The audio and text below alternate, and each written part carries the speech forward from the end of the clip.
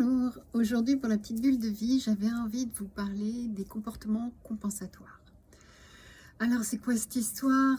C'est des comportements qu'on va adopter, totalement inconsciemment, toujours, qu'on va adopter pour compenser quelque chose. Par exemple, on se sent abandonné, eh bien on va compenser par rapport à de la nourriture, ou eh bien on se sent délaissé, eh bien on va se mettre en hyperactivité, ou enfin ça va être des comportements en fait de substitution qu'on a mis en place enfant, donc des comportements de survie et non pas des comportements de vie. On est bien toujours dans cette idée-là, et qui en fait neurologiquement vont avoir fait une connexion, et cette connexion va rester et elle va se mettre en route à chaque fois qu'on va se retrouver dans ces comportements qui demandent une compensation.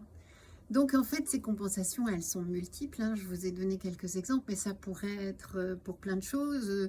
Je me mets à courir pour remplir le vide, je me mets à faire du sport à outrance, toujours pour compenser quelque chose, etc. Donc il y a toujours en fait un déclencheur et une raison qui, quand on a mis ce système, cette raison était tout à fait adaptée. C'est-à-dire que quand on l'a mis en place, ça faisait le job, c'était juste. Sauf qu'en fait, on a évolué, on a changé, on a compris certaines choses, on a acquis certaines ressources. Et dans ces cas-là, on n'a pas accès à ces ressources-là.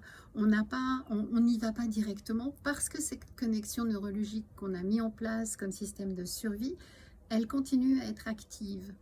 Et c'est bien malgré nous, parce que souvent, ça devient, comment je pourrais dire, ça devient contre-productif, parce qu'on aimerait se débarrasser de ce schéma qui se met en route malgré nous, mais on n'y arrive pas, parce qu'en fait, il est suffisamment ancré, puisqu'il s'agit de schémas de survie. Les schémas de survie sont particulièrement ancrés.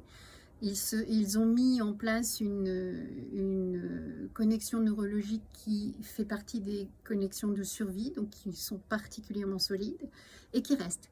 Donc il va falloir conscientiser, et puis parfois on a besoin de revenir à la source de quand on a mis ce schéma de survie pour le désamorcer. Alors bon, avec ça on utilise soit l'hypnose, soit le MDR, soit on utilise toutes sortes de techniques, mais parfois on a besoin de revenir à ce schéma de base. Voilà, eh bien vous pouvez toujours me retrouver sur YouTube, Instagram et Facebook. Belle journée, bye bye.